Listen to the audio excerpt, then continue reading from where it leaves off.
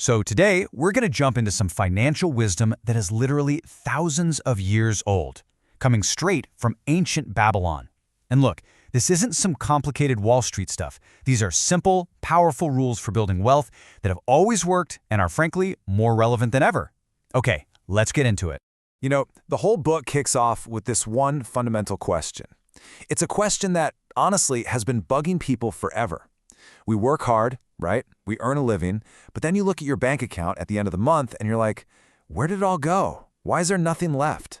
And yeah, this is definitely not a new problem. The book really frames this whole thing around a simple, kind of painful truth. A lot of us work our entire lives paying everyone else for our rent, our food, our clothes, but we completely forget to pay the most important person of all. And this is where it gets really interesting. Using this super stark analogy. I mean, just think about that for a second. When you pay your rent, you're working for your landlord. You buy new clothes, you're working for the clothing company. It totally reframes our expenses. They're not just things we buy, it's us literally working as slaves for other people. So how do you break this cycle? What's the secret? Well, the book lays out this simple, but honestly revolutionary idea.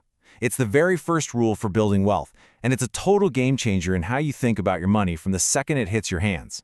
And here it is, the magic number. The rule is just beautifully simple. A part of everything you earn is yours to keep.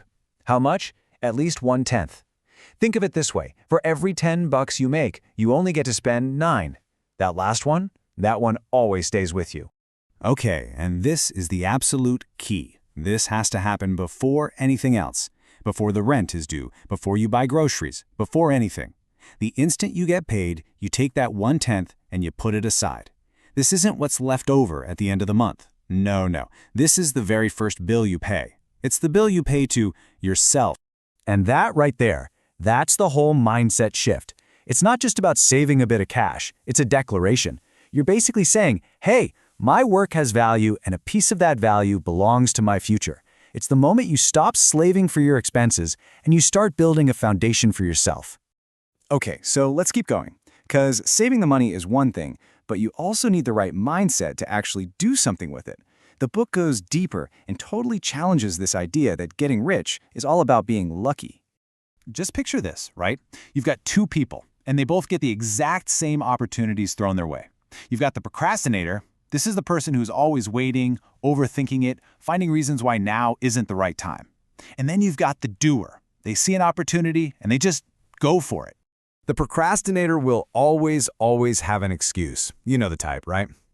I just don't feel good today. Or, I had a really long week. And these things might sound legit in the moment, but all they really do is build a wall between them and any chance of success. Oh yeah, and the excuses just keep on coming. They'll wait forever for everything to be absolutely perfect. But here's the thing. While that person is waiting for the universe to send a perfect sign, the doer is out there trying things, sometimes failing, sure, but also learning, and eventually winning. And this is the big takeaway, right here.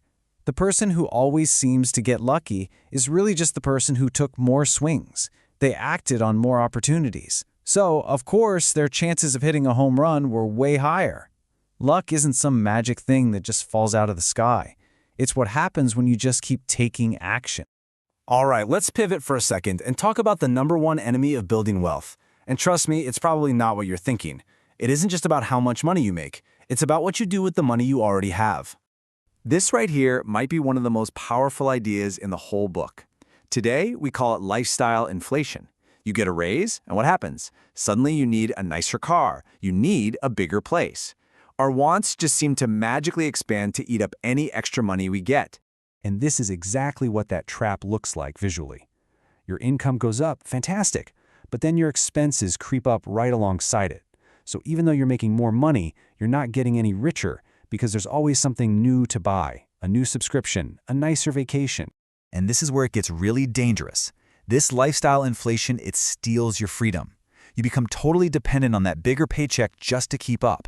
You can't leave a job you hate because you've got payments for the new car, the bigger house. You are literally handcuffed to that job. Look, at the end of the day, this simple math is unbreakable. It doesn't care if you're flipping burgers or you're a world-famous athlete. The only way to save money is to make sure what you spend is less than what you earn. The thing you have the most control over isn't what you make, it's what you spend. Okay, so you've done it. You've paid yourself first, you've got your spending under control, and you've got this little pot of gold saved up. So what now? Well, this is where the real fun begins. This is where you put your money to work for you. The book has this amazing and pretty provocative metaphor of a money army. Every single dollar you save is like a soldier. You send that soldier out to work for you through investments, and it brings back more soldiers. It's children. And pretty soon, those children start having their own children. They become, as the book calls them, your money slaves, and they are working for you around the clock. Now, I know that's a really intense way to put it, but it gets the point across, right? Your money doesn't get tired. It doesn't need a vacation.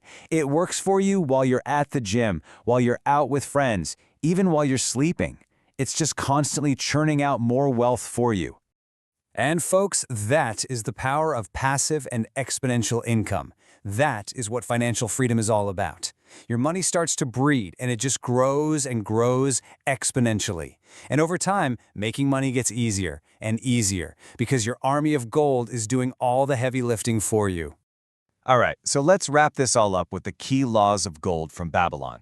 First, the foundation. You have to pay yourself first. Keep at least 1/10 of everything you earn. Second, remember that luck is for people who take action. You have to seize opportunities. Third, you must control your expenses because they are the real enemy keeping you poor. And finally, you have to make your gold work for you. Put that army to work to create passive income.